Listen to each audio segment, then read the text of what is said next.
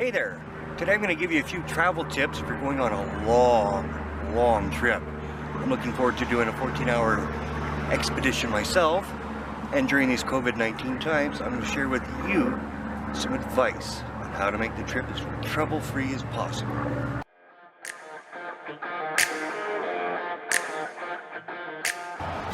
One of my first tips I will share with you is take a walk around your vehicle. Make sure you got nothing hanging off of it, any loose trim that may have come loose during, the heat and the cold. Make sure all your lights are intact as much as possible, and take a good look at those tires for any wears, tears, or cuts. Yeah, looks like all my trim is still there. Nothing hanging dangerously off underneath. And of course this well-placed bush is going to make me go right in close because, we love looking at our paint. And if you have a chance in a decent enough spot, by all means, have a look underneath. Make sure nothing's hanging down, like any of the plastic cladding or underbelly. Loose plastic bags you may have picked up on a road trip, because that'll cause drag, which will hurt fuel mileage, or it could come loose, get a driver behind you. That would be really bad. Another thing we'll want to do is look underneath the hood. We want to check the fluid levels, we want to make sure the serpentine belt is all intact, and nothing else broke loose and rattling away, just wanting to break off and pollute the world as we know it. Let's be environmentally conscientious about this kind of stuff, eh? Now,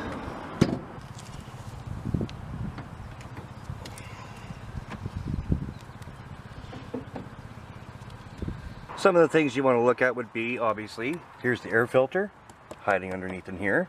If you feel confident enough to open it up and then pull it out and have a look, by all means do so. If not, maybe it might be a trip to the dealer. The fluid level for your brake cylinder is pretty easy to see, depending on the angle and the color of your fluid. For the most part it's red or an offish pink. The serpentine belt is right down in this area here. It'd be the black rubber thing. Of course, wait for the engine to be cool before messing around in the engine compartment, because lots of bad hottie things can happen. I have not been burnt, which is always a good thing.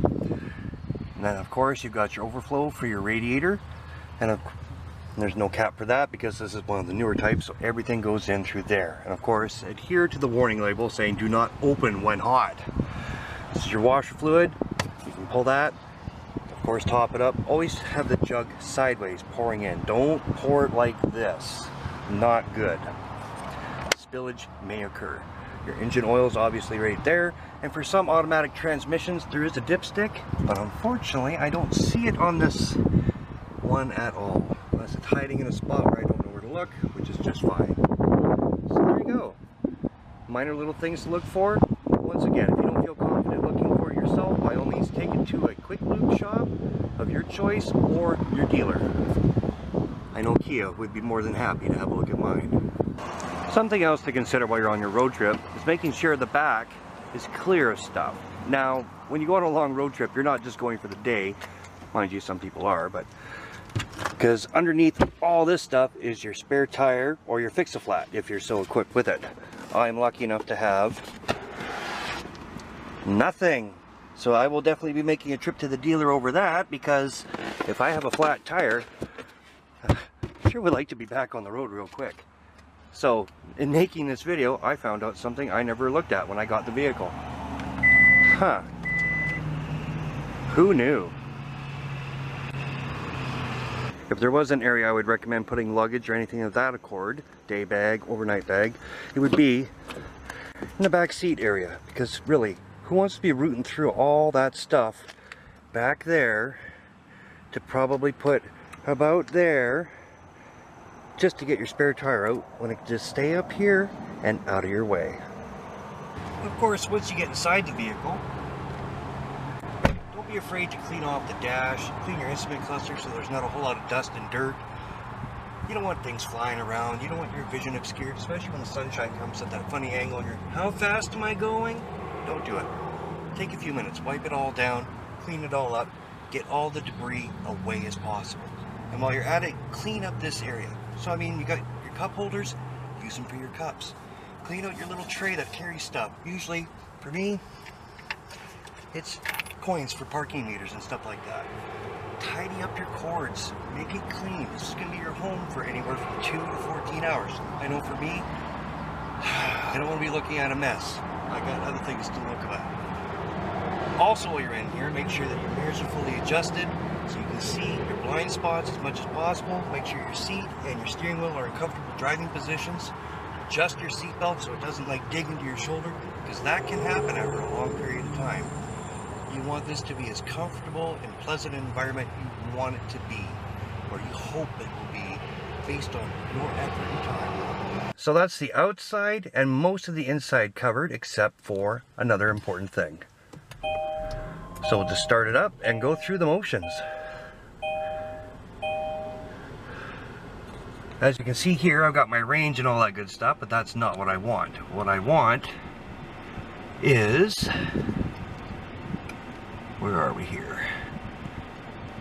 It's not the service, the tire pressure. Drive to display. Unfortunately, I don't want to move and film at the same time, but have a look at your tire pressures. Are they where the recommended manufacturer's specifications come into play? Usually 35 psi, or whatever that is in kilograms per square meter, I believe. I don't know. Metric's not my strong suit. Nevertheless, that's one thing to really have a look at. If they're overpressured, you need to bleed a little off. If they're underpressured, by all means, put more air in it. If you don't feel confident about doing this, take it to a dealer or to a tire store and they can assist you, usually at no charge. Navigation. It is very, very important, especially on vehicles that have it equipped. By all means, if you have the option of predestinating where you're going, by all means do so. It keeps your hands on the wheel where they belong and off your phone. If you're Android Auto or Apple CarPlay enabled, by all means use the navigation that's in there as well. As it goes for other things such as your radio stations, be it Sirius XM, AM, FM, try presetting them when available. Put your favorites in so you can find stuff at a glance without having to tune, take your eyes off the road, focus on other things. Preload your favorites. Make the trip a lot more enjoyable and safer for you on the road. Last but not least, have a look at your glass. Can you actually see out of it? Is your mirror adjusted right? Hi. I talked about mirrors just a little while ago, but this is important and what I was getting at. Another thing is, make sure that if your vehicle is equipped with a backup camera, that it's free of dirt and you can see clearly. You want to be able to see. Seeing is very, very important.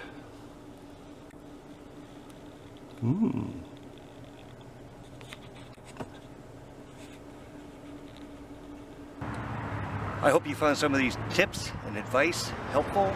Any future trip you happen to go on that's over, 6 hours, or even a short trip, they work too. So, thanks again for watching, and until next time, take care.